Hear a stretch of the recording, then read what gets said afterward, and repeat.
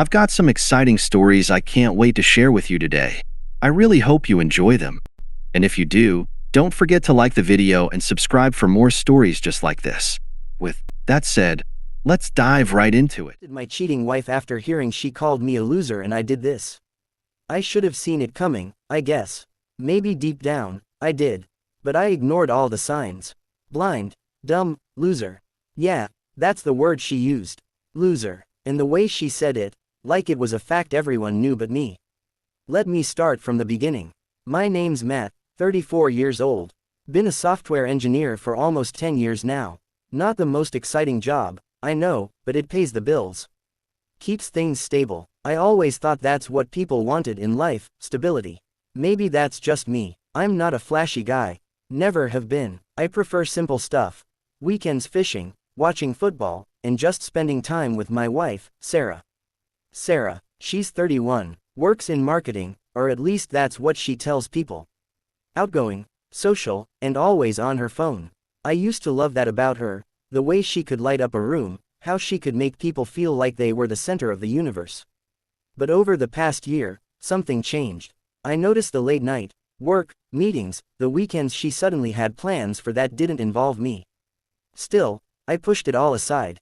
Trust, right, then there's Kyle. He's 38, runs his own business. Met him a couple of times at Sarah's work events. Tall, cocky, always bragging about his new car or his next big deal. He didn't seem like much back then, just another guy in Sarah's circle. But now, he's the guy. It was a Tuesday night, late. Sarah had texted she'd be home late from another, work, dinner. I wasn't even surprised anymore. I knew she wasn't coming home until after midnight, and I had a long day ahead, so I went to bed. But, for some reason, I woke up around 2 a.m. Cold, alone, and curious. Something felt off. I couldn't explain it, but I got out of bed and checked her side of the closet. Half empty. Her favorite coat and a few outfits were missing. I went downstairs and saw the suitcase she used for business trips was gone. That's when it hit me, that gut-wrenching feeling you get when you know but don't want to admit it. I felt nothing. I opened her laptop, which she always left in the living room. I'm not a snooper, but something pushed me that night. I checked her emails first. Nothing. Then I saw her messenger app. One name kept popping up, Kyle. My hand hesitated for a second before clicking. It wasn't even hidden. There, in plain sight, were the messages. Flirty at first, then detailed plans about how she couldn't wait to leave the loser she married and be with him. Kyle was feeding into it, telling her she deserved better, deserved someone exciting, not some boring desk jockey. My breath hitched, but I didn't feel rage. Just blank, detached. It felt like I was reading about someone else's life. But then I saw it, plans for that night. They weren't at a work dinner. They were at Kyle's place, having a great time while I lay in bed, believing the lies. A message popped up. Can't wait to move in with you. We'll figure out the rest later. That was the moment everything changed. No sadness, no heartbreak, just clarity. I knew what I had to do. The shift from belief to knowing is quick, like flipping a switch. There's no going back. I closed the laptop, turned off the lights, and lay back down. The house was quiet, but it felt different now. Hollow, like it didn't belong to me anymore. Neither did she. I stayed up for the next few hours, staring at the ceiling, planning. She'd be back soon, and I wasn't going to be the guy waiting up for answers. I had all the answers I needed. By the time the sun started peeking through the blinds, I heard her car pull into the driveway. The front door creaked open softly, like she was trying not to wake me. Too late for that. It was time to confront her. The moment the front door clicked shut, I heard her soft footsteps across the wooden floor. She was trying to be quiet. Trying not to disturb me, I guess. Funny, considering how disturbed my mind already was. I lay there, still, letting her think she got away with it. Let her have that final moment of peace. She didn't deserve much more than that. I heard her set her keys down on the kitchen counter, then the fridge opened.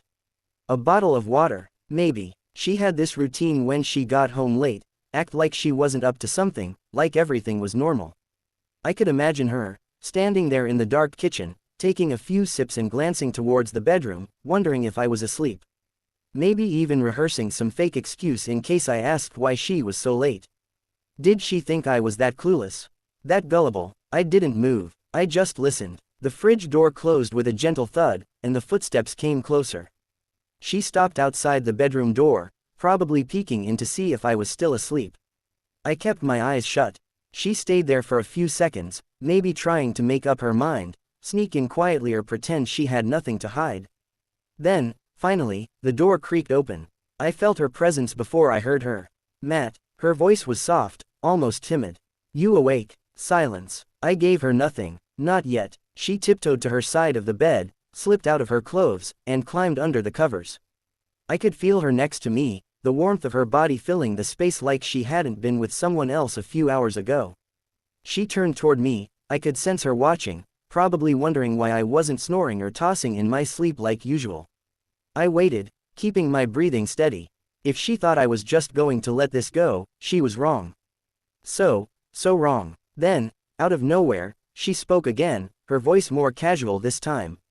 Long night, huh, I'm exhausted. That was it. That was the moment. The rage bubbled up inside me, but I kept it together.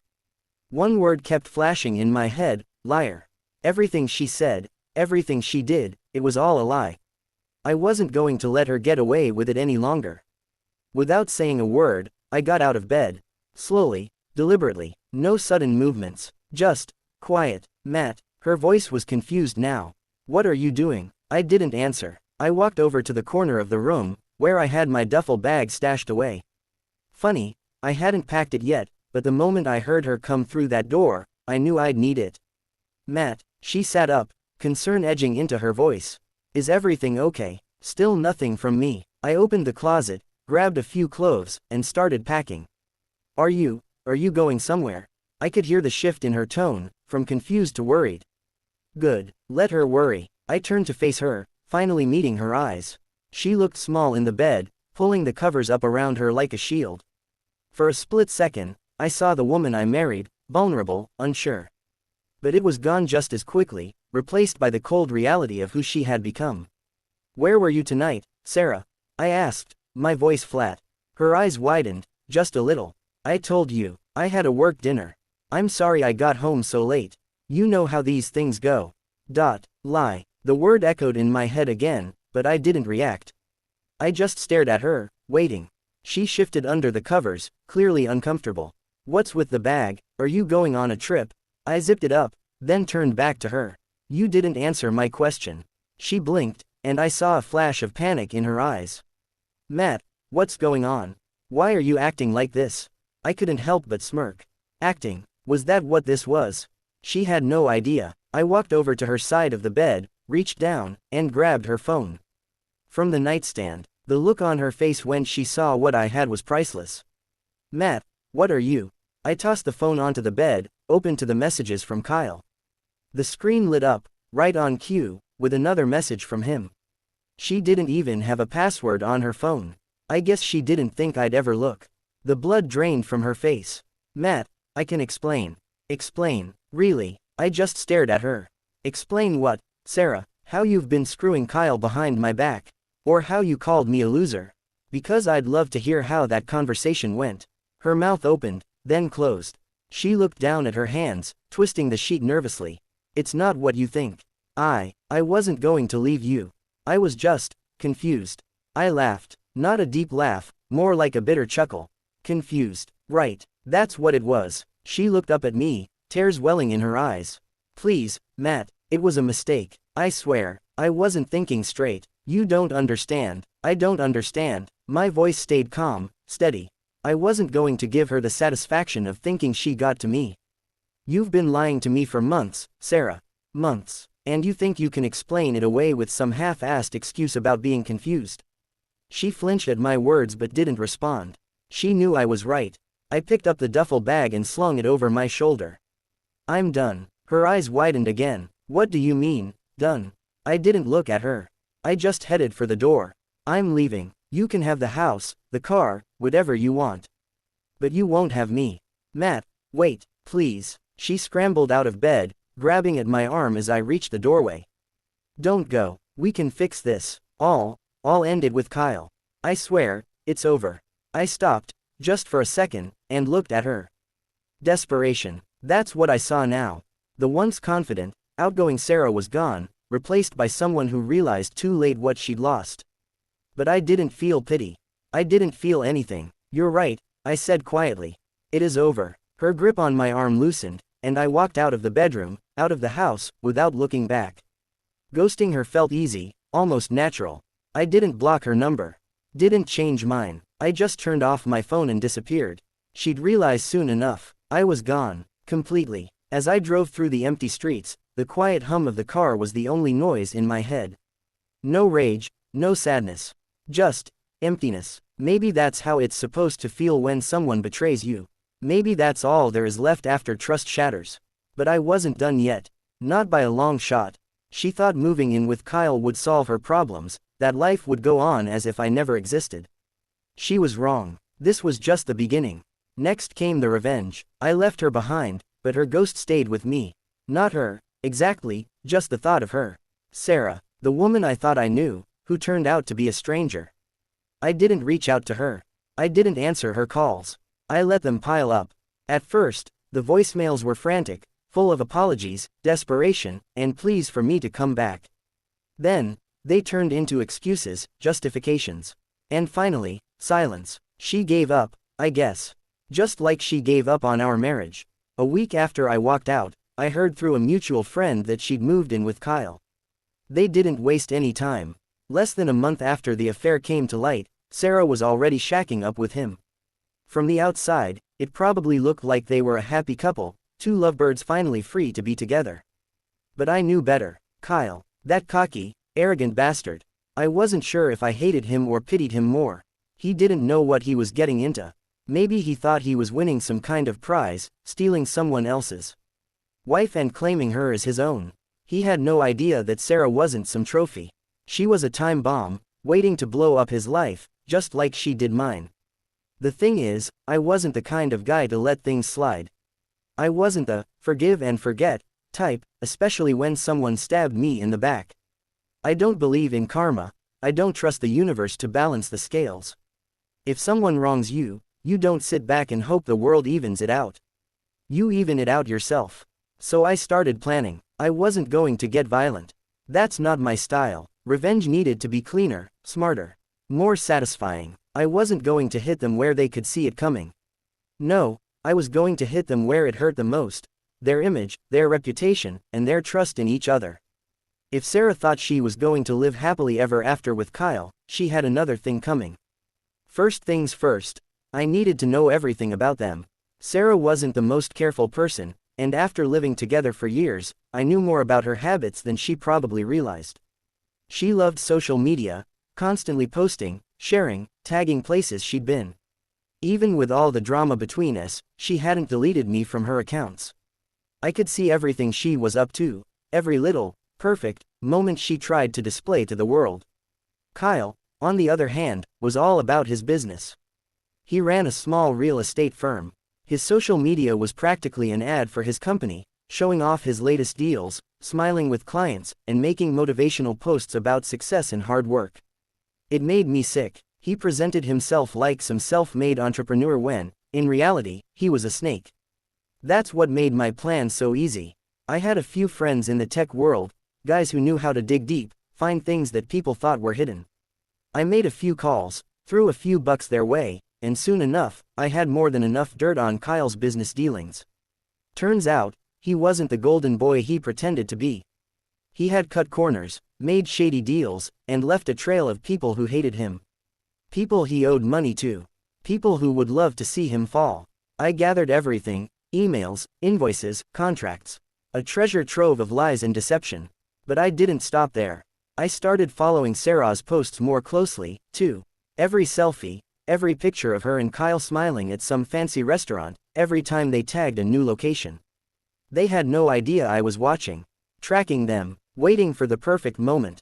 It didn't take long for them to start showing off their new life together. Sarah loved flaunting what she had, even if it wasn't much. A new apartment, one of Kyle's high-end listings, no doubt. Expensive dinners, new clothes, weekend getaways. It was like she was trying to prove to the world that she had traded up, that life was better without me. It made me laugh. She didn't realize she was just a prop in Kyle's little show. He was using her the same way she had used me. But I was patient. I didn't rush things. I let them settle into their new life, let them get comfortable. Because when the hammer dropped, I wanted it to hit them where it hurt most. So I waited. I waited until they felt secure, untouchable, like nothing could go wrong. And then, I started phase 1. Kyle's business was the easiest target. With all the evidence I'd collected, it was just a matter of time before things started to unravel. I sent an anonymous tip to one of the local news stations about his fraudulent deals, attaching all the documents I'd gathered. I knew they'd run with the story. They loved a good scandal, especially when it involved someone as well-known as Kyle. I also made sure his competitors got their hands on the information. They'd tear him apart, piece by piece. It wasn't long before Kyle's smiling face started disappearing from social media. His business was being investigated, clients were backing out of deals, and his reputation was going up in flames. And Sarah, she was right there in the middle of it. Her posts went from glamorous to desperate, with vague captions about staying strong through tough times, and trusting the process. Pathetic. But I wasn't done yet. Phase 2 was personal. I knew Kyle wasn't faithful. Guys like him never are. It didn't take long to track down a few of his side flings. He wasn't even trying to hide it. The irony wasn't lost on me. Sarah left me for a guy who was cheating on her, just like she cheated on me. The cycle continued, and she was too blind to see it. I got in touch with one of the women Kyle had been seeing behind Sarah's back. Her name was Amber, and she had no idea Kyle was living with another woman. When I told her everything, she was furious. I didn't have to push her, she was ready to blow up his life. All it took was a little encouragement, a nudge in the right direction. Amber showed up at Kyle and Sarah's apartment one evening, right when they were having one of their romantic dinners. She stormed in, screaming about how Kyle had been stringing her along, lying to her the whole time. Sarah looked like she'd been hit by a truck. She had no idea what was happening, but it didn't take long for her to connect the dots. The scene was messy, dramatic, and exactly what I wanted. I wasn't there to see it, but I didn't need to be. I knew how it would play out. Kyle would try to explain, Sarah would scream at him, and Amber would leave, leaving behind a shattered illusion of the perfect life Sarah thought she had. Kyle's business was crumbling, his personal life was in chaos, and Sarah was left picking up the pieces. It was beautiful. Everything they'd built on lies was falling apart, and I didn't even have to lift a finger. I just sat back and watched it all burn. But the best part, I wasn't done yet. I still had one more move to make. The revenge wasn't just about tearing them down. It was about making sure they knew, without a doubt, that I was behind it. That they hadn't just stumbled into bad luck, that I had orchestrated every single downfall they experienced. I was going to leave my mark. I knew Sarah would reach out eventually. She'd try to talk to me, try to figure out what had gone wrong. I was ready for that conversation. I had waited for it. Because when the time came, I was going to make sure she knew just how deep her betrayal cut. Just how far I was willing to go to make her pay. And when that moment arrived, when she finally came crawling back, I'd be there. Ready. Sarah didn't reach out immediately. No surprise there, she was too busy trying to salvage the wreckage that had become her life. I watched from the sidelines, quietly enjoying the show. Kyle's business was collapsing faster than I expected.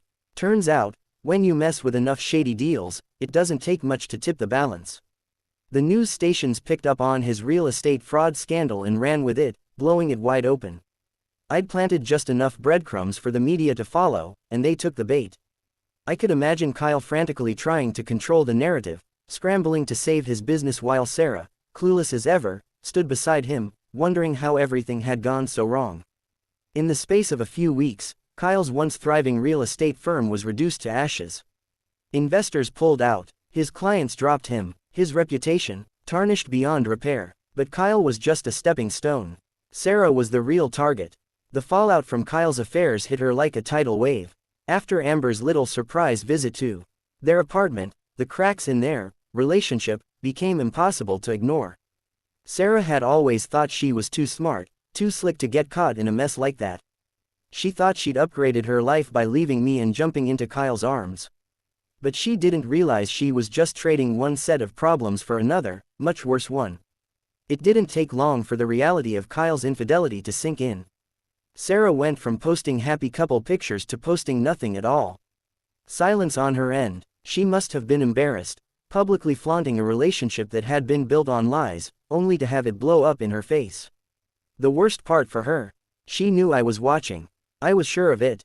That thought alone must have driven her crazy. But I didn't want her to just sit in her misery. I wanted her to know why things were falling apart. I wanted her to understand that this wasn't just bad luck or a series of unfortunate events. This was me. This was all because of me. Every step of the way, I had been there, pulling the strings, setting things into motion. And it was time she knew the truth. I waited for the right moment, when she was at her lowest. When she had no one else to turn to. It was a Friday night when the message came in. She texted me. No call, no voicemail this time. Just a short, pathetic message. Can we talk, please? I need to explain. I stared at my phone for a while, letting the words sink in. She had no idea, no clue that I'd been the one orchestrating everything. That every piece of her life that had crumbled was because I wanted it to. I didn't respond right away. Let her sweat a little longer. Then, after about an hour, I texted back. Meet me at our old spot tomorrow. Noon. She agreed within minutes. Desperation does that to people. The old spot was a coffee shop we used to go to every Sunday morning. A quiet, cozy place that now carried too many bitter memories for me. I arrived early, sitting by the window where we used to sit together. I watched as people came and went, sipping my coffee, waiting for Sarah to show up. When she finally walked in, I could tell immediately that she was unraveling. She looked nothing like the confident woman I used to know. Her hair was messy, her clothes wrinkled like she hadn't bothered to care about how she looked. Good. Let her feel what I felt, wrecked and broken. She spotted me and hesitated for a moment before walking over, sitting down across from me. There was a long, awkward silence. I didn't offer her a greeting. I didn't even make eye contact at first. I just sipped my coffee and waited for her to speak. She fidgeted with her hands, her eyes darting around, avoiding mine. When she finally did speak, her voice was small, shaky. I don't even know where to start. I kept quiet, let her squirm. I messed up, she said, her voice cracking. I know that. I was stupid, and I hurt you.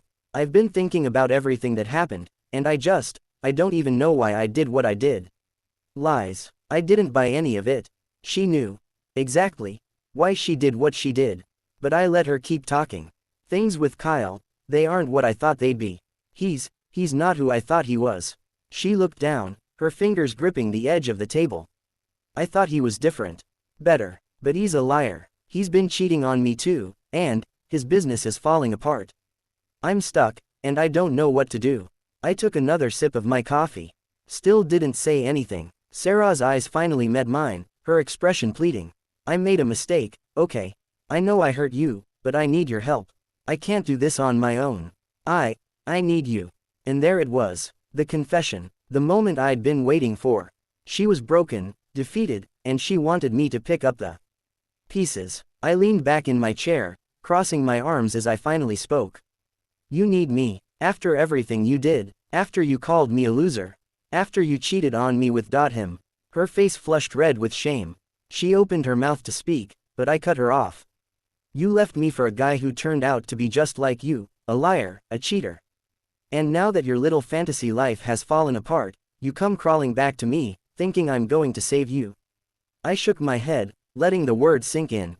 Do you even hear yourself? Tears welled up in her eyes, but I wasn't moved. Not anymore. I know I hurt you, she whispered. I know I don't deserve anything from you. But I'm sorry, I'm really sorry. Sorry. I let out a bitter laugh. Sorry doesn't fix anything, Sarah. You destroyed everything we had. And for what? For a guy who treats you worse than I ever did. She looked down, her tears spilling onto the table. I didn't know, I didn't think it would end like this. Of course you didn't, I said, leaning forward. Because you didn't think at all. You didn't care about the consequences. You didn't care about how it would hurt me. All you cared about was yourself. The guilt on her face was almost satisfying, but not quite enough. Not yet, and now you want me to help you. I continued, my voice colder now.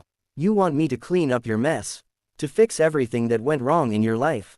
She nodded weakly, her voice barely audible. Please, I don't have anyone else. There it was, the vulnerability I wanted, the final, crushing blow that would make everything worth it. I leaned in close, locking my eyes with hers. You're right, you don't have anyone else. Because you burned every bridge, destroyed every bit of trust I ever had in you. And now, you want me to forget all of that and take you back. She didn't respond. She couldn't. I smiled. A cold, satisfied smile. You know what the funny thing is, Sarah? You thought you were playing me. You thought you were getting away with it. But the truth is, I've been watching.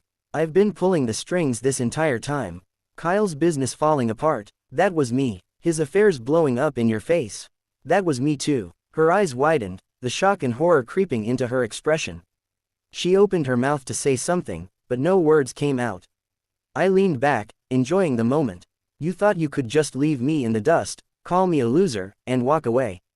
But now, you get to live with the consequences of your actions. You made your choice, Sarah. And now, you can live with it. I stood up, tossing some money on the table to cover my coffee. She just sat there, frozen, tears still streaming down her face. As I walked out of the cafe, I didn't look back. There was no need to. I'd done what I came to do. The revenge was complete. I had taken everything from her, just like she had taken everything from me. And now, I was finally free.